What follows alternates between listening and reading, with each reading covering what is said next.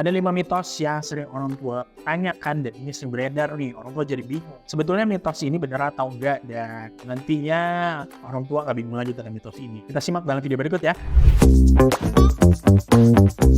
Preview.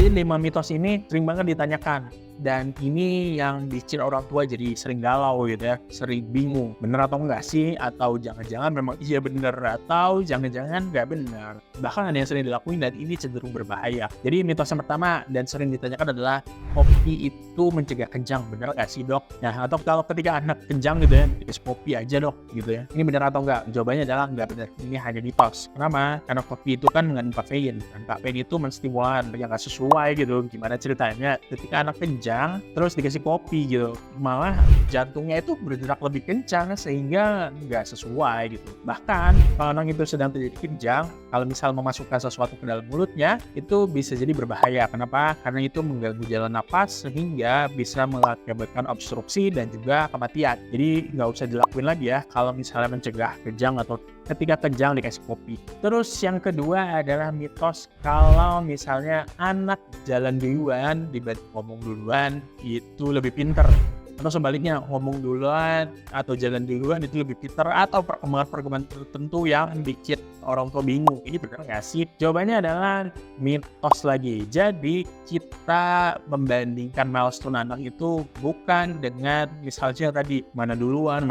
Orang tua harus paham dulu apa milestone area perkembangan sesuai dengan usianya. Kalau kita lihat ya, milestone jalan dan juga milestone bicara itu mungkin agak berdekatan gitu ya. Misalnya jalan itu kan 12 sampai 18 bulan. Terus misalnya bicara itu kan ada mulai bablik 1-2 kata itu 12 bulan sampai 18. Nanti lebih jelas dan lebih banyak di usia 16 bulan. Jadi ya sebetulnya range-nya itu sama-sama aja. Yang penting orang tua itu harus compare milestone sesuai nggak dengan usianya. Kalau nggak sesuai ya baru ini orang tua harus tahu kenapa anak itu nggak sesuai. Kalau misalnya jalan dan bicara itu sama dan bareng-bareng, yang penting nggak red flag, ya nggak masalah. Nggak ada mana yang lebih duluan latihan lebih pintar dan sebagainya, itu hanya mitos. Jadi pastiin orang tua compare perkembangan anak dengan milestone. Terus mitos yang ketiga adalah kalau misalnya anak ada gangguan bahasa atau speech delay itu dimin aja, nanti juga bisa ngomong kok, nggak apa-apa kok, nggak masalah. Jawabannya adalah mitos. Jadi misalnya anak 16 bulan atau misalnya 18 bulan belum ada 1-2 kata yang bermakna keluar, itu udah red flag dan harus diperiksa. Harus dicari tahu kenapa anak itu nggak ngomong gitu, kenapa nggak ada kata yang keluar. Bisa jadi ada gangguan bicara bahasa. Dan misalnya gangguan bahasa tertentu yang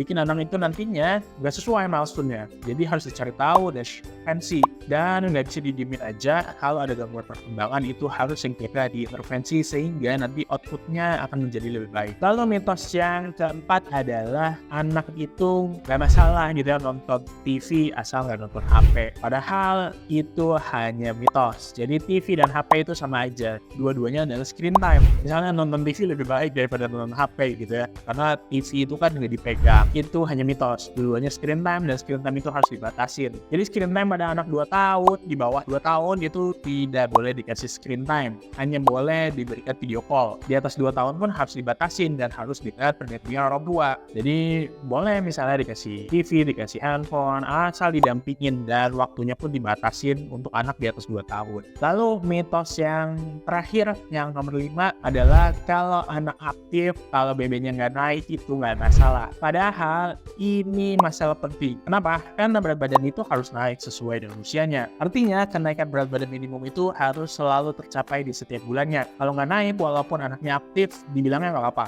Bukan kayak gitu. Jadi anak itu harus aktif jelas dan juga berat badannya harus naik. Kenapa? Karena pertumbuhan itu semakin hari semakin bertumbuh kan. Kalau anak nggak bertumbuh ya bisa jadi ada gangguan pertumbuhan sehingga pertumbuhannya nanti nggak optimal. Bisa juga ada faltering nantinya. Jangan-jangan ada gangguan makan. Jangan-jangan misalnya anaknya nggak punya pola makan yang baik. Atau misalnya komposisi makannya nggak sesuai dan nantinya bisa mengakibatkan hal-hal yang tidak diinginkan. Bisa jadi gizi kurang, gizi buruk, bahkan stunting.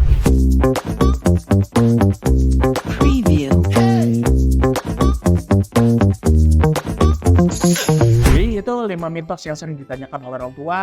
Jangan terkecoh lagi ya oleh mitos dan pastiin orang tua mengoptimalkan tumbuh kembang anaknya masing-masing.